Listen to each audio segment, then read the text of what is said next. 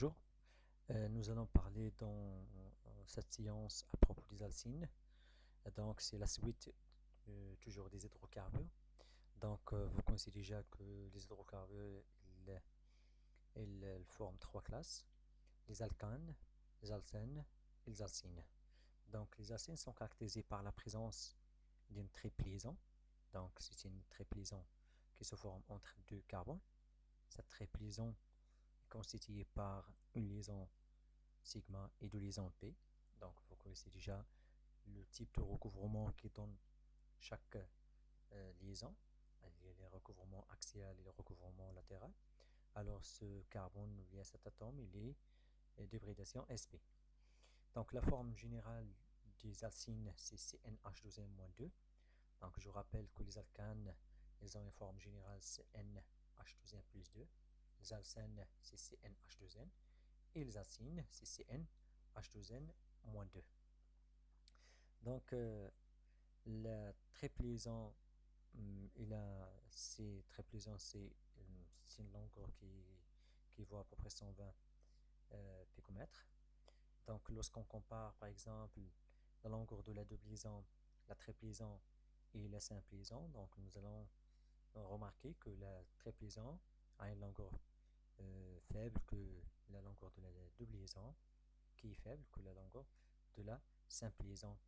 Et on peut remarquer aussi que la simple liaison CC est beaucoup plus grande que la longueur de la liaison CH. On classe les alcynes en deux classes. Les alcynes vraies, là où il y a un hydrogène, donc il y a un substituant, le deuxième substituant c'est un hydrogène, et les alcynes désubstituées, ça veut dire qu'il y a deux groupements alkyles, il n'y a pas d'hydrogène. Les alcynes sont nommées généralement de la même façon que les alcènes, donc la différence c'est au niveau de suffixe. Donc à la place de N, on remplace par IN, donc bien sûr elle est toujours précédée par l'indice qui indique la présence de cette triple liaison. Donc je donne quelques exemples. Ici par exemple, une molécule qui contient 3 carbones, c'est une molécule linéaire avec une triple liaison au niveau du carbone numéro 1, donc ça va donner propine. Donc la deuxième molécule, c'est une molécule toujours linéaire avec 4 carbones, c'est butane. Et là, c'est une molécule qui est ramifiée, donc CH3, c'est là il y a 3 CH3, ça veut dire il y a deux alkyles. Donc la triple liaison, elle se trouve au niveau du carbone numéro 2. Donc 1, 2, 3, 4, là il y a 2 méthyl, donc 4, 4 diméthyl, pente, 2N. Donc ça c'est juste un rappel. Par contre, vous connaissez déjà les règles qu'on utilise pour donner le nom d'un hydrocarbure. À propos de la réactivité des alcynes, donc peu présentes dans la nature, contrairement aux alcènes. Donc les alcènes sont très répandus dans la nature, c'est-à-dire comme des produits naturels. Pas d'implication biologique généralement au niveau cellulaire. Les propriétés physiques des alcynes sont semblables à celles des alcanes et des alcènes, parce que ce sont toujours des hydrocarbures. Elles réagissent en général de façon analogue aux alcènes, c'est-à-dire les mêmes réactions qu'on a regardées pour les alcènes, on peut les appliquer pour les alcynes, c'est-à-dire les réactions qu'on a traitées pour les double liaisons, on peut les traiter pour la triple liaison, sauf il y a quelques particularités. Donc pour les alcènes, les double liaisons, on a regardé les réactions d'addition, les différentes réactions d'addition, les réactions d'oxydation, et on peut parler de réduction aussi, et on pourra parler aussi des réactions de polymérisation. Donc, on commence par la réaction d'addition. La réaction d'addition de la molécule d'eau, c'est la réaction d'hydratation. Donc, c'est une réaction qui est catalysée par un acide. Donc, ça donne finalement une fonction cétone. Et vous remarquez qu'on a rajouté H et OH, c'est la triple liaison. Donc, nous allons ajouter H, ça veut dire nous allons remplacer une liaison par une liaison simple, une liaison de la triple liaison par une autre liaison simple. Et comme ça, on aura une double liaison. Donc, c'est-à-dire on passe par une double liaison avec l'addition de H et OH. Alors, c'est un alcool qui est lié à un carbone hybride sp2, donc c'est la fonction énol. N, c'est la double liaison avec alcool qui est lié à cette double liaison. Donc l'énol se transforme pour donner la forme cétone, c'est-à-dire l'hydratation de l'alcyne, de la triplisan, il donne la fonction cétone, mais en passant par la fonction énol, par un équilibre qu'on appelle l'équilibre tautomérique ou bien l'équilibre cétone-énolique. Donc cet équilibre, il passe par le mécanisme suivant, c'est la prototropie ou bien le déplacement d'un proton, c'est l'hydrogène qui est lié à l'atome d'oxygène au niveau de la fonction alcool, qui forme une liaison avec le carbone hybride sp2, c'est-à-dire la disparition de cette double liaison pour donner une simple liaison, alors que la disparition de cette liaison entre O et H pour donner la double liaison qui forme la fonction carbonyle.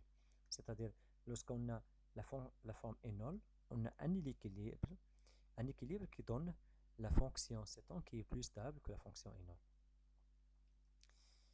Donc, c'est une première réaction qu'on a regardée, c'est la réaction d'hydratation qui donne la fonction cétone à partir de la fonction, à partir de la triple liaison, en passant par la fonction alcool, c'est l'énol.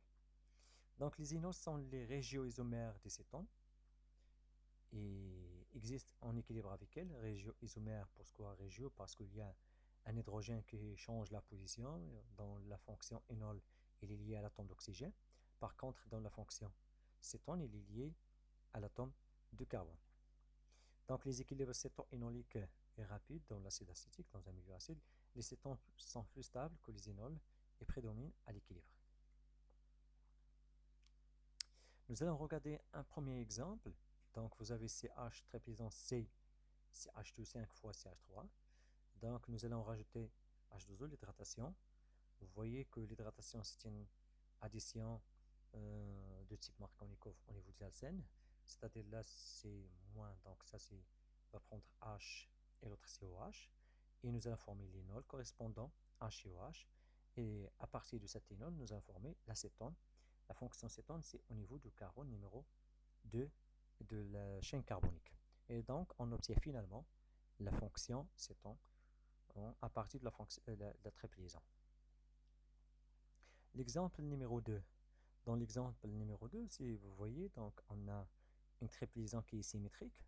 Alors là, nous allons former HOH. Donc OH soit lié au carbone numéro 1, le premier carbone de la triple liaison, ou bien au niveau du deuxième carbone de la triple liaison, c'est pareil parce que la molécule est symétrique. Donc ça va donner la fonction alcool OHH, la fonction énol. Et à partir de cet énol, on obtient la fonction cétone. Donc la fonction cétone suivante, si je considère là le carbone oxygène, donc ça va donner CH3, CH2 deux fois CO.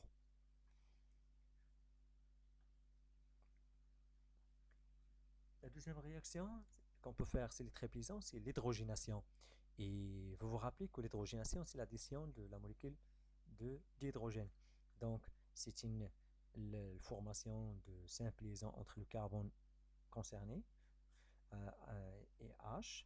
Donc, ça va donner CH et CH là. Donc, ça, on passe par une première hydrogénation pour avoir la double liaison à partir de la triple liaison.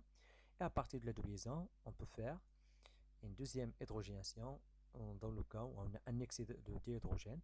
Pour faire l'hydrogénation de la double liaison, c'est une réaction qu'on a regardée l'autre fois et qui donne les alcanes à partir des alcènes. Donc, c'est une hydrogénation qui nécessite la consommation de deux molécules d'hydrogène pour une molécule d'alcyne. Donc, ce sont des réactions catalysées par un métal. Donc, on passe par l'intermédiaire qui est l'alcène et on arrive finalement à une hydrogénation totale, c'est-à-dire on arrive à la formation des alcanes. Donc, c'est une réaction qui passe par les alcènes. Par contre, il y a l'hydrogénation partielle. L'hydrogénation partielle, on peut stopper au niveau des alcènes. Mais au niveau des alcènes, on peut parler de la géométrie de la molécule, la configuration de la molécule. Donc, vous connaissez déjà, il y a deux types de configuration, soit Z, soit E, bien soit cis, soit trans. Ça dépend de la position des deux hydrogènes, parce que nous allons ajouter deux hydrogènes, donc on aura deux atomes identiques, donc on peut parler de cis-trans.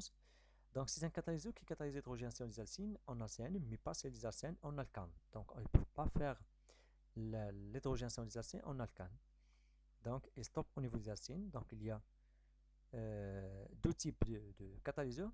Le premier qui donne la forme suivante, la forme que vous connaissez très bien, c'est la forme Z. On peut parler de la forme 6. Les deux hydrogènes, ils s'additionnent du même côté par rapport à la triple liaison, ou bien de deux côtés opposés par rapport à la triple liaison. Donc, on parle de la forme E ou bien la forme trans. Donc, le catalyseur qui donne la première forme, c'est le catalyseur de palladium de Lindlar. Le deuxième, c'est le sodium de l'ammoniac NaNH3. Donc, cette réaction, elle donne la forme Z. C'est un palladium, c'est porté par du carbonate de calcium qui a été empoisonné par du tétraestate de plomb, ce qu'on appelle le palladium de Lindlar. Donc, essayez de rappeler toujours que le palladium, il donne l'addition des deux atomes d'hydrogène du même côté. Donc, c'est comme le cas, on a regardé au niveau des alcènes pour donner les alcanes. Par contre, lorsqu'on a NaNH3, donc c'est une réaction qui donne la géométrie trans, c'est-à-dire les deux hydrogènes, ils se trouvent de deux côtés opposés par rapport à la double liaison. Donc, ça c'est un exemple. L'exemple numéro 1, c'est CH3, CH2, C triple liaison C, CH2, CH3. Donc, vous voyez, là, on a toujours l'hybridation sp2, la double liaison, et on a le premier groupement CH2, CH3, le deuxième CH2, CH3, qui sont de deux côtés opposés. Par contre, lorsqu'on utilise le palladium de Lindlar, donc nous allons trouver la même molécule avec une géométrie et Z, ça veut dire que les deux hydrogènes se trouvent de même côté. Donc, c'est la fin de notre chapitre. Donc, on a essayé de ne pas donner trop de réactions. Donc, à la séance prochaine, Inch'Allah.